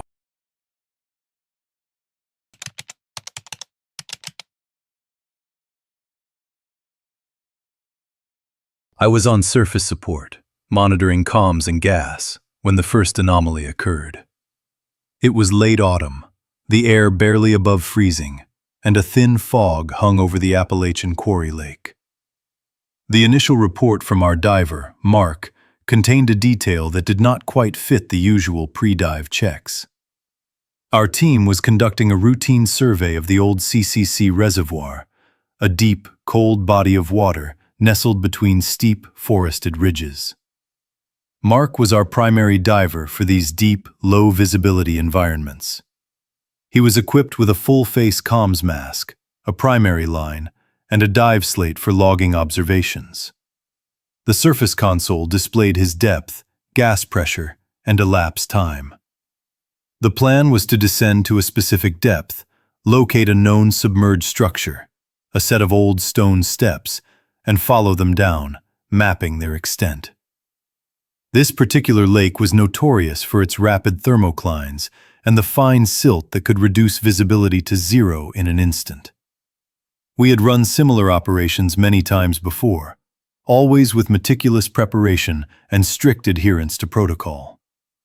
The hum of the generator powering our equipment was a constant, reassuring presence in the quiet night. Mark began his descent into the dark water. The surface lights barely penetrated a few feet, quickly absorbed by the tannin-stained depths. His voice came through the comms, calm and steady, reporting his progress. He noted the increasing cold as he passed through the first thermocline, a sharp drop in temperature that always felt like entering a different world. The water was still clear enough for him to see the guideline extending into the blackness below. He reported reaching the first marker, then the second, his breath a steady rhythm in my ear. The lake was quiet, save for the distant, faint sound of highway traffic that sometimes carried across the water. He reached the target depth and confirmed visual contact with the stone steps. They were exactly where we expected them, a relic from the Civilian Conservation Corps era, now entirely submerged. Mark began his careful descent along them, reporting the texture of the stone under his fins. He described the steps as well preserved, almost perfectly uniform, disappearing into the deeper gloom. The comms remained clear, his reports precise. He was logging observations on his slate as he went, a standard procedure for these mapping dives. The depth plot on the console showed a steady, controlled descent, following the contours of the submerged structure. Then, a subtle shift in his voice. It was not alarm, but a slight change in cadence, a momentary hesitation. He reported a sudden drop in visibility, a common occurrence in these silt-heavy lakes. The comms developed a faint static, a low whisper beneath his words. I adjusted the squelch, but the background hum persisted. He continued his descent, reporting the steps were still present, but the surrounding water was now a complete blackout.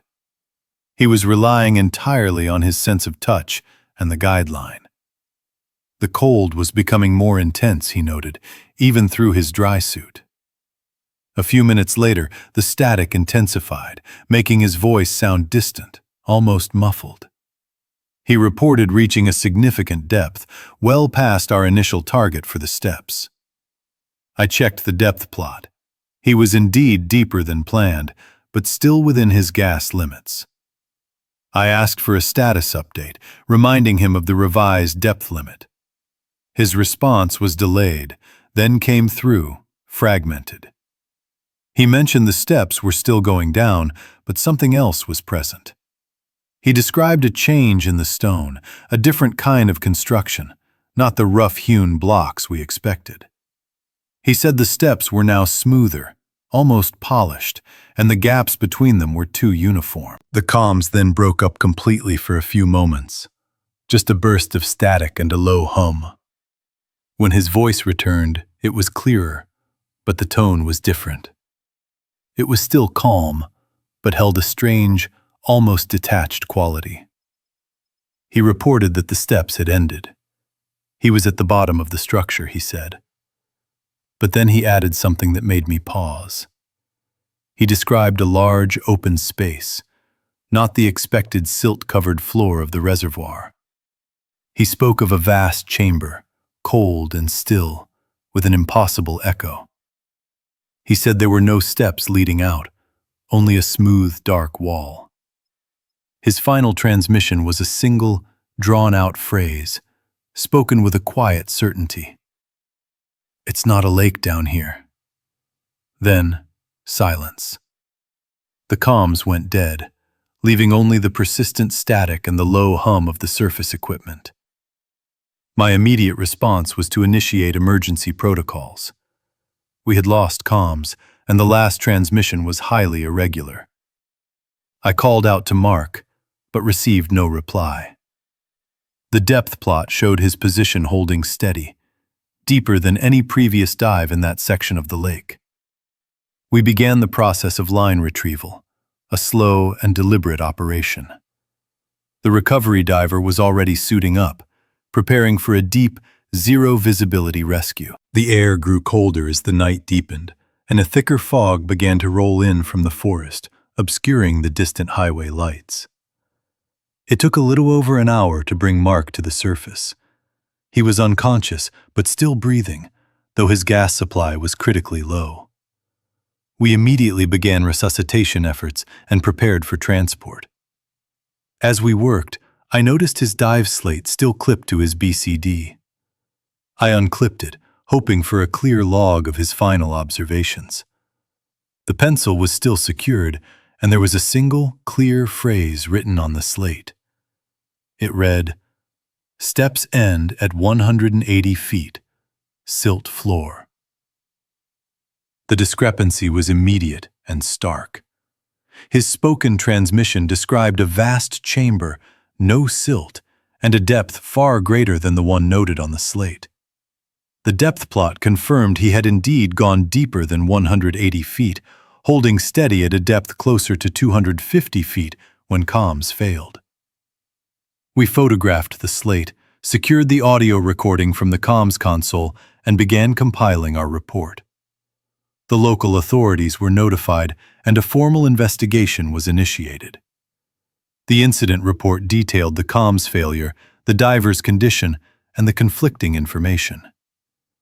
The medical team worked on Mark, but his condition was critical. The hypothermia was severe, and he had suffered from extreme gas narcosis at that depth.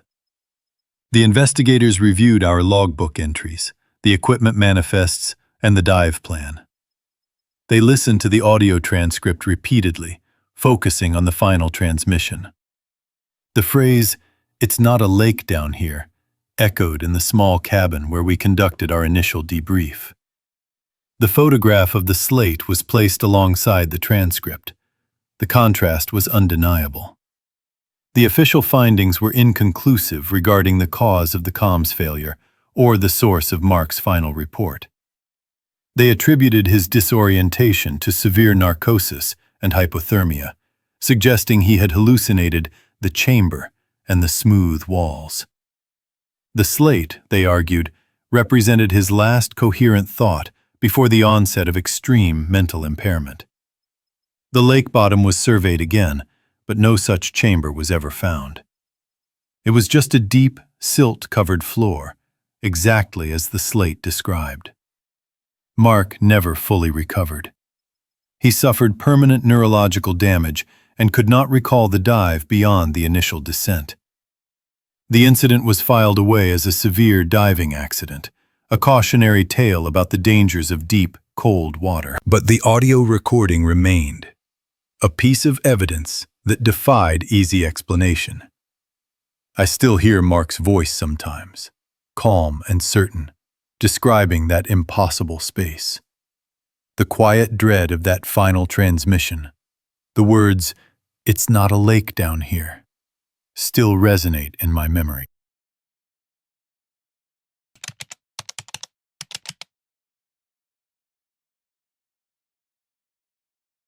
I was the comms operator for the night dive training exercise. The air was sharp, barely above freezing, as a thin fog began to settle over the forest lake. Our primary radio channel went dead without warning, a sudden, unsettling silence. We were positioned at the edge of an old quarry lake, deep within the Appalachian ridges. Headlights from the support vehicles cast long, distorted shadows across the gravel shore. The surface team huddled around the comms box, its green indicator lights the only real warmth in the encroaching night.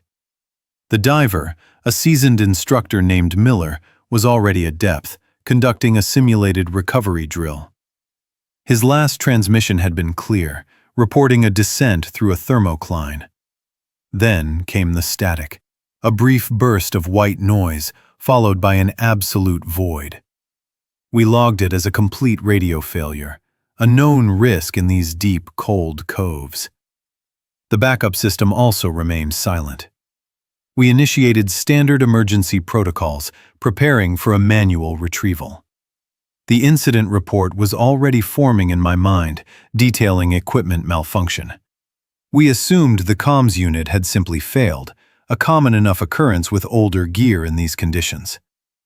The recorder, however, continued its silent operation, capturing everything that followed. Our training site was a former mining quarry, now a deep, cold lake fed by mountain springs. These waters were notorious for their extreme thermoclines and near-zero visibility below a certain depth. We conducted regular night dives here, preparing divers for challenging conditions often found in cave systems or salvage operations. Every piece of equipment underwent rigorous checks before deployment. The comms box, a robust but aging unit, was always part of this routine. Its primary function was to maintain a constant audio link with the diver, allowing for real-time instruction and safety checks. A secondary recorder captured all transmissions, a non-negotiable part of our procedural logbook. This audio file served as evidence for debriefings and incident reports. The surface team consisted of 3 experienced personnel, each with specific roles. My role included monitoring the radio and ensuring the recording device functioned correctly. We understood the inherent risks of deep water, especially at night in these isolated forest locations. The cold was a constant factor, chilling the air and the equipment alike. The hum of the generator powering our lights and comms was a familiar, comforting sound against the vast silence of the surrounding forest. The next morning, under a pale, frosty sky, we began the post-incident review. The comms box had been retrieved and was undergoing diagnostics. My immediate task was to review the audio file from the recorder. I set up the playback unit in the small, temporary cabin we used as a command post. The air inside was still cold, despite a small space heater struggling against the chill. The recording began with the expected sounds, the faint hiss of the regulator, Miller's calm voice reporting his depth, the distant ripple of water as he adjusted his buoyancy. He described the silt layer he was navigating, the reduced visibility, and the cold bite of the water. Then came the static burst, exactly as we had heard it on the surface. After that, The channel went silent. I fast-forwarded through several minutes, expecting only dead air, a blank space confirming the radio failure. However, a faint rhythmic sound emerged from the silence. I rewound the tape, adjusting the playback speed and volume. It was subtle at first, almost imperceptible against the background hum of the recording equipment. I leaned closer, straining to hear. The sound was a slow, deep intake of breath, followed by an even slower, deliberate exhale. It was not the sharp, mechanical hiss of a regulator. This was organic, resonant, and distinctly human. The rhythm was unnervingly steady, a long, drawn-out cycle of inhalation and exhalation. It sounded like someone sleeping, or perhaps in a deep meditative state. The faint click of Miller's regulator was still present, but it was overlaid by this other, deeper sound. The breathing itself seemed to fill the channel, pushing the regulator's noise into the background. I called over the lead instructor, a man named Davies, and the equipment specialist, Sarah. They listened intently, their faces growing still. We played the segment repeatedly, isolating the sound as much as possible. The breathing continued for what felt like an extended period, far longer than any diver would typically hold their breath, even with advanced techniques. It was a slow, deliberate process, each cycle lasting several seconds. The faint regulator click would sometimes coincide with an exhale, sometimes not. It was as if two distinct breathing patterns were present on the same channel, or one pattern was somehow amplified and distorted. The sound had a peculiar resonance, a low-frequency hum that seemed to vibrate through the cabin. It felt heavy, almost oppressive. The depth log from Miller's dive console indicated he was at a significant depth when the comms failed, well past the first thermocline where the water temperature dropped dramatically. The recording continued for several more minutes after the breathing began. The sound remained consistent, unwavering in its slow, deep rhythm. There was no struggle, no gasp, no indication of distress. Just that steady, profound breathing. The background noise of the lake was completely absent during this segment. It was as if the microphone was focused solely on this one strange sound. The air in the cabin felt colder, despite the heater. We exchanged glances, a quiet understanding passing between us. Then, abruptly, the breathing stopped. The regulator click also ceased. The channel went completely dead. A final, absolute silence that was far more unsettling than the initial static. It was as if the very air had been sucked out of the recording. We replayed the final moments, searching for any anomaly, any whisper of a sound. There was nothing. The recording simply ended, leaving a void. The silence that followed was heavy, a palpable absence of sound. We looked at each other, the cabin suddenly feeling much colder than before. The evidence was clear on the audio file, but its meaning remained elusive. The logbook for the dive would need careful amendment. The tent zipper from a nearby supply tent could be faintly heard in the background of the earlier parts of the recording. But even that small, familiar sound was swallowed by the later silence. The discovery initiated a full procedural review, far beyond a simple equipment malfunction report. We immediately isolated the audio file as critical evidence. Sarah, our equipment specialist, meticulously inspected Miller's comms unit and regulator. The comms unit showed no signs of external damage or internal shorting. Its battery levels were nominal. The regulator was functioning perfectly, delivering air as designed. There was no indication of a free flow or a blockage that might produce an unusual sound. We ran diagnostics on the surface comms box again, finding no faults. The recorder itself was also fully functional, its internal clock synchronized, its microphone calibrated. The surface team debrief was tense. Each member recounted their observations from the night before. No one had heard anything unusual on the surface comms after the initial static. Miller himself, after his successful manual ascent and decompression, reported no memory of anything beyond the comms failure. He recalled the sudden loss of contact, the immediate shift to emergency protocols, and his ascent. He remembered the cold, the silt, and the deep isolation of the quarry bottom. He had felt no unusual vibrations, heard no strange sounds through his helmet, and experienced no equipment anomalies. His dive computer logs confirmed a steady ascent profile. We considered every possibility. Could it have been an acoustic anomaly, a strange resonance within the deep water? The lake was known for its peculiar sound properties, but nothing like this had ever been recorded. Could it have been a malfunction of the recording device itself, a phantom signal? Sarah dismissed this, citing the recorder's recent calibration and its consistent performance on other dives. We even considered external interference, perhaps from a distant highway or an atmospheric condition, but the sound was too distinct, too organic. It was clearly a breathing pattern. The most unsettling aspect was the duration and consistency of the sound. It was not a brief, accidental noise. It was sustained, deliberate, and deeply rhythmic. The absence of Miller's own recollection only deepened the mystery. He was a highly experienced diver, acutely aware of his surroundings and equipment. For him to hear nothing while the recorder captured such a profound sound was inexplicable. We reviewed photographs taken during previous dives in the same area, looking for anything that might suggest an unusual geological feature or a hidden cavity. Nothing stood out. The deep water was simply a dark, cold void.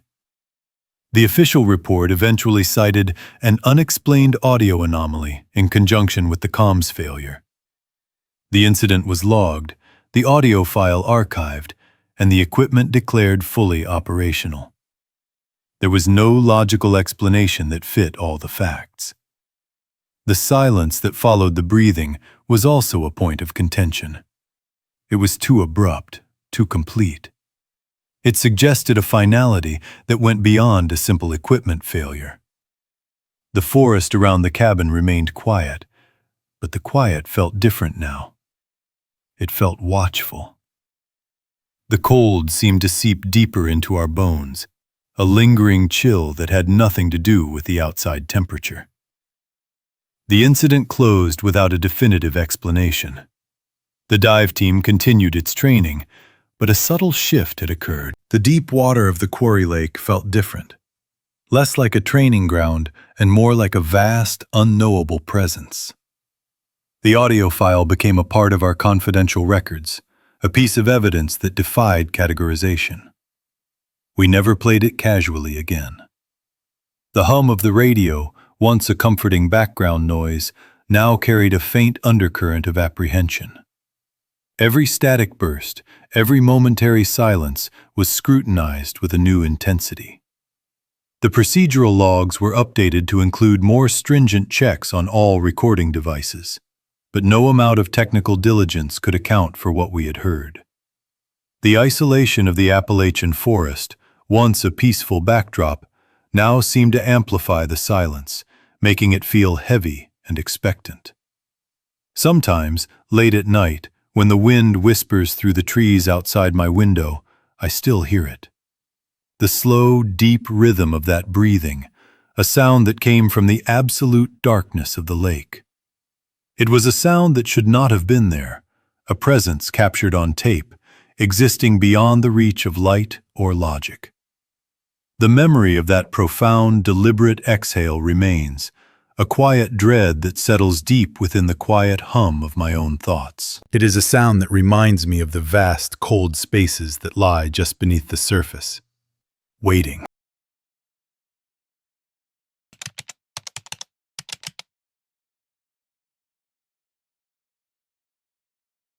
I was reviewing archived audio files from a cold case. It was a cold, wet afternoon in late autumn, the kind that settles deep into the bones. A subtle distortion on one particular tape caught my attention, a faint anomaly beneath the surface static. My office overlooked the valley, a winding ribbon of highway visible through the rain-streaked window. Below, the dark, still surface of Lake Hemlock reflected the gray sky, a constant reminder of the incident. My job involved sifting through the remnants of past investigations, searching for overlooked details in the quiet hum of old recordings. This specific file concerned a fatal dive operation from several months prior. The official report had been closed, attributing the diver's death to equipment malfunction and disorientation in extreme conditions. I had pulled the file as part of a routine audit, a procedural check of all archived materials. The tape deck, an older model with a reliable playback head, hummed softly on my desk. I put on my headphones, adjusting the volume, and pressed play. The initial playback offered nothing new, just the familiar crackle and the recorded voices of the surface team and the diver. The routine for these deep water recovery dives was always precise. Lake Hemlock, a former quarry now a CCC reservoir, was known for its extreme depths and sudden, dramatic thermoclines. Divers often encountered near-zero visibility below a certain point, a silt blackout that could disorient even the most experienced. The water temperature dropped sharply, becoming barely above freezing in the lower reaches. Communication was paramount, a lifeline through the dark, cold water.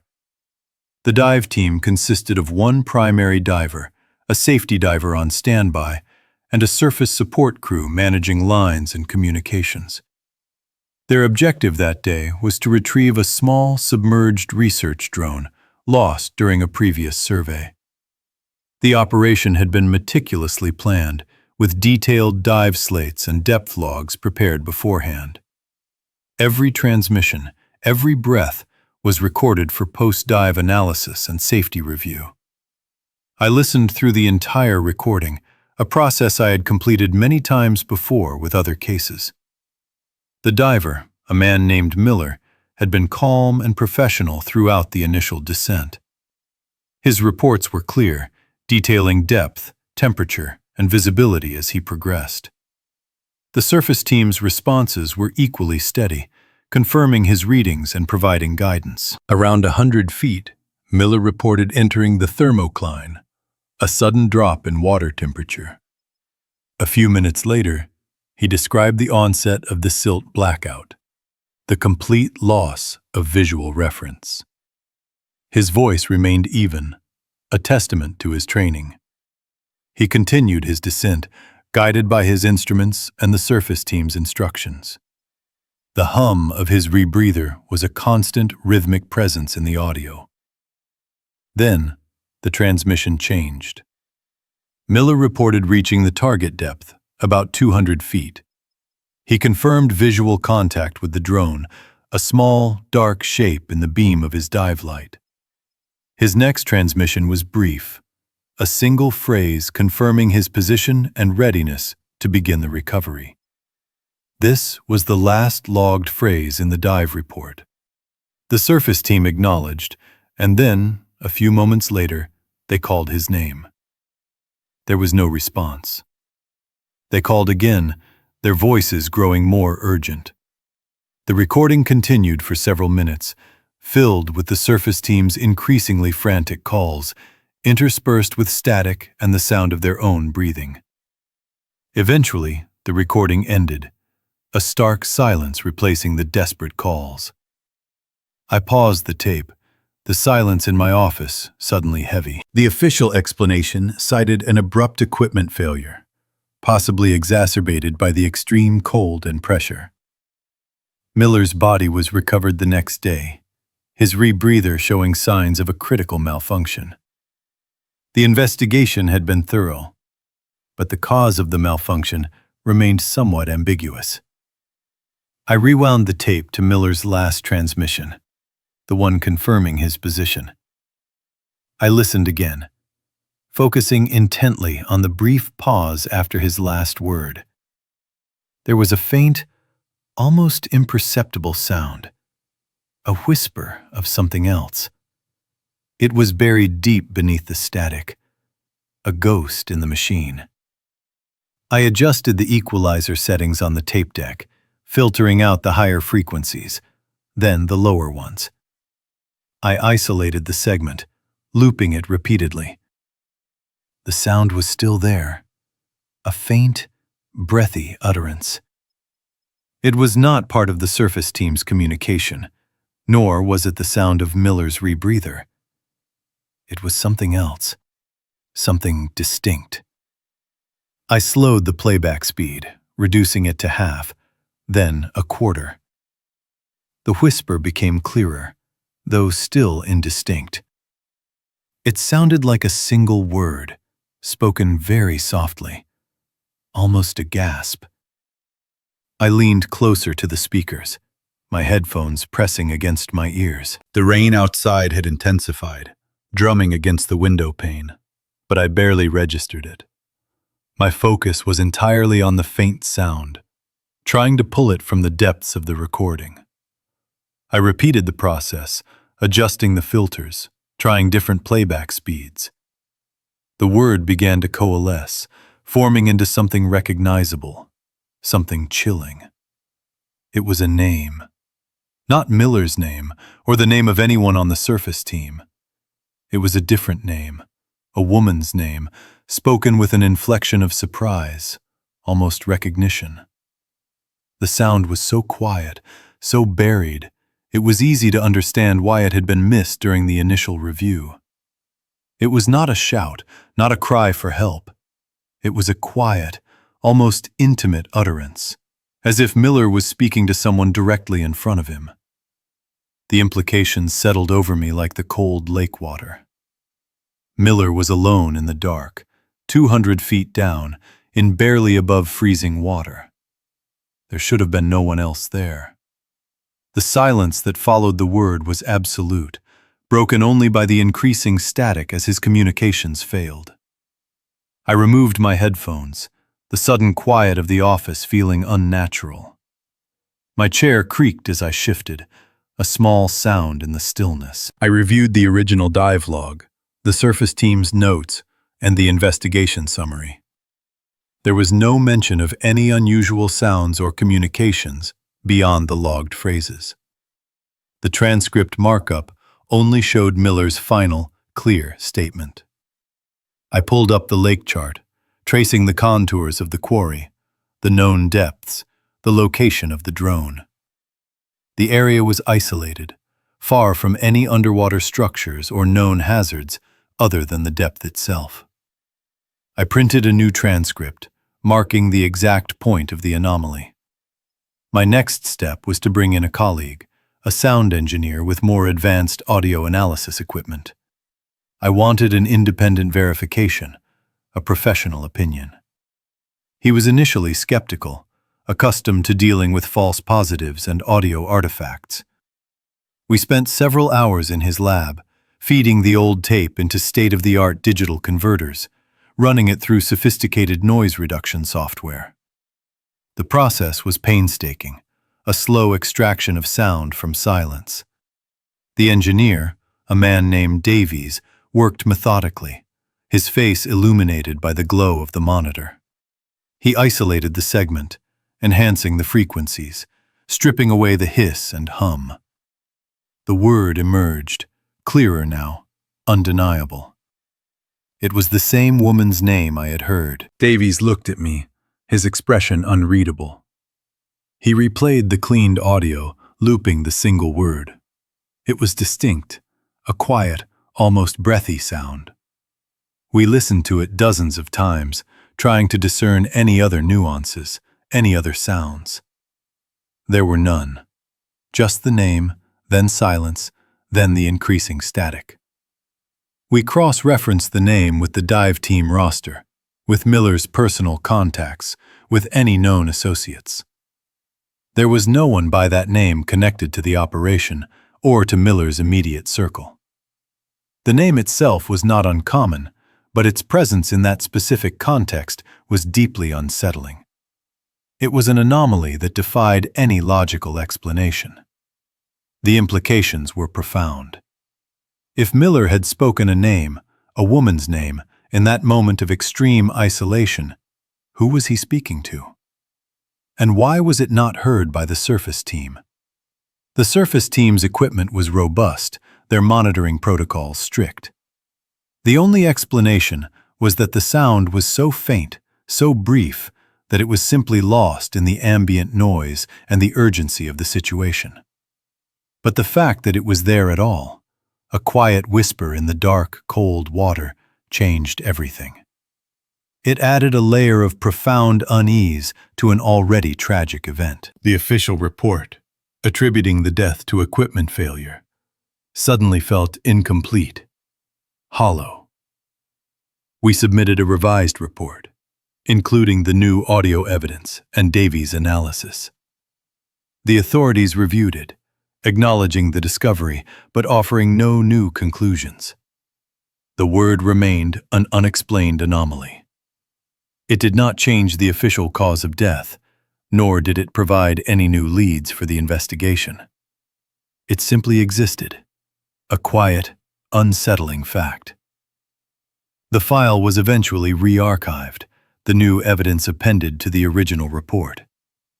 The lake remained, dark and cold, its depths holding its secrets. I still hear it sometimes, that quiet, breathy word. It surfaces in my mind during quiet moments, a ghost in the hum of the office. The sound of rain on the window, the distant traffic on the highway. They sometimes blend with the memory of that faint whisper. It is a reminder of the things that lie hidden, just beneath the surface, waiting to be heard.